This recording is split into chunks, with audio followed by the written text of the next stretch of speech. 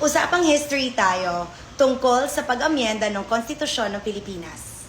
Alam nyo ba that since 1987, 36 to 37 years ago pa po ang ating saligang batas or ang ating konstitusyon dito sa Pilipinas, and since then, 300 times na po itong gustong amyendahan. 300 times. And sa mga hindi nakakaalam, ang pag-amyenda nito at ang pag-amyenda ng saligang batas in general ay nagsisimula po talaga yan sa Kongreso. Okay? Kung may gusto din mang baguhin ang Senado, they can also come up with something or an amendment they can all agree on, and then the House or the House of Representatives can adopt and vice versa. Okay. Ngayon, sa People's Initiative, paulit-ulit na lang, market na sinasabi ninyo na gusto itong gawin ni House Speaker Martin Romualdez para siya ay maging Prime Minister. Bakakon!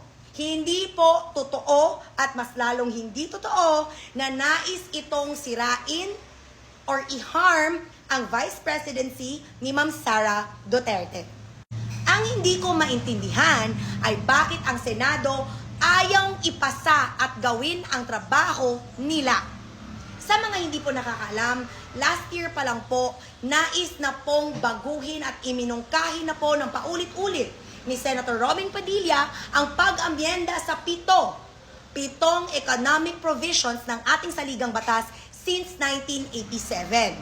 But from 7, nag-agree na din po ang Congress na 3 na lang talaga ang gagawin nilang priority. Ang problema, nahahaluan ng pamumulitika at panlilinlang sa mga Pilipino. Bakit ba kayo galit na galit sa People's Initiative when in fact, 6 million signatures, kailangan talagang bayaran yan lahat? Sa 6 million na yan, talaga bang isa-isa yang binigyan ng incentive at binili? Sana all. Gagastos ang mga tao o politiko para sa hindi naman eleksyon, para sa porsyento na katiting lamang na hindi makakapagbago sa kanilang role sa gobyerno? Again, do the math and use your brain. 6 million signatures na po ang nakuha ng People's Initiative.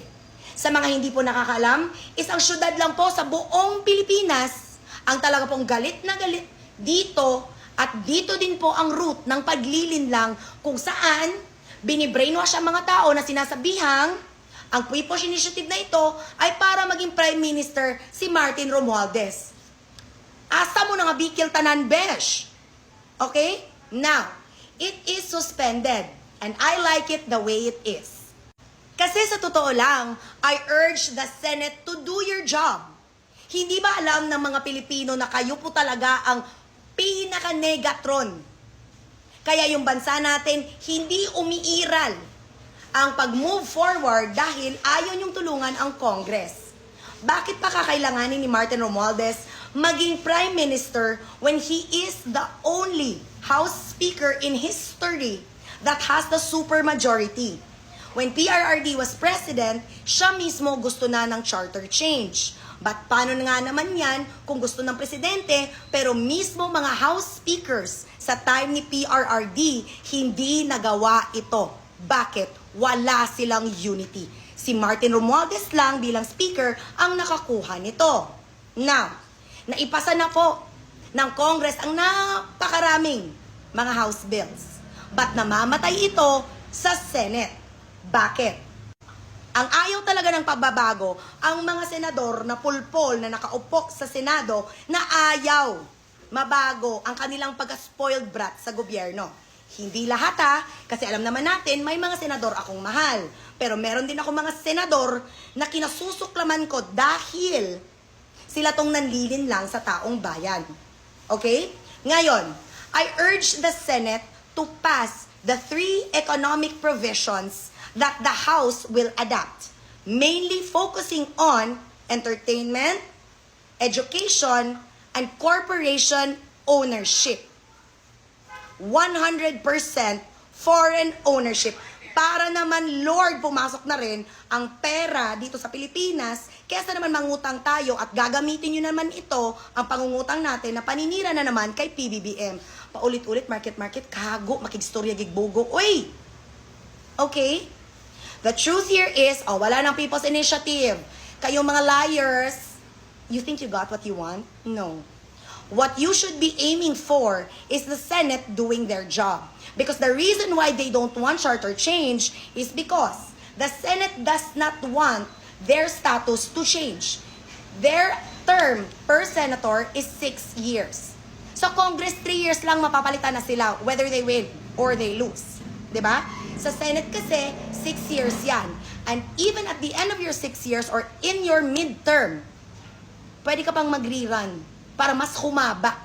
And the reason bakit ayaw nila talaga na pag-usapan ng constitutional change, kasi natatakot sila na sila talaga ang mawala sa power. Hindi yung vice president at mas lalo namang hindi yung presidente. Okay? At naaawa nga ako kay Senate President Mig Zubiri kasi naiipit siya sa pinagagagawa ng mga kasama niya. So people of the Philippines, if there was anybody that you'd be mad at, it wouldn't be Martin Romualdez. It would be the senators that do not want change for the Philippines. Charter change is very important so that money will come in, so that we are competitive and our economy will recover. Pinapasakit niyo yung ulo ko. Kasi ginagawa niyong teleserye ang pamumulitikan niyo. Ang away ni Martin Romualdez at ni PBBM at ni Speaker, yan ang focus niyo, kahago. When the real job is in Congress and the Senate. And uulitin ko, Congress passes thousands of bills in a month that all die on the Senate floor. Why? Ask the senators that you voted for. Kasi confident ako that who I stand with to this day, Senator Robin Padilla, stands with me and focuses on the unity and the economic provisions that need to change. And that's it. Sa mga nagsasabi naman na iibahin na ang Mindanao sa Pilipinas, Zay, kadugay radzay. Dugay na kita naglahi, dahil we are an archipelagic country. 7,107, di ba? Pero sa mga hindi nanalo dyan, 1,700 lang kayo. Pero hindi rin kayo buo, watak-watak rin kasi nga archipelagic, beshi. So matagal na talagang Mindanao na malayo even sa Visayas. Noon nga, ayoko na talaga makisama ang mga Mindanao kasi we all thought ang mga Bugipsi nasa NCR. Ngayon, nasa Mindanao naman yung Bugipsi, nasa ibang lupalop naman ng Pilipinas yung medyo hindi masyado. Hago ba? No? So I'm gonna now focus on my business while you focus on the things that do not focus on you and will not make you money. Ako, mamaligya pa ko barbecue o takoyaki unyang gabi sa balay, magkita-kita ta at bang sa sports complex at magstorya ta about sa charter change. Pero kung magchinismis na ka kung Duterte ba ko or Romualdez, pwede rapod para tumagon ta ka in person. See you there, I'll be there at 7. Ingat! Mwah!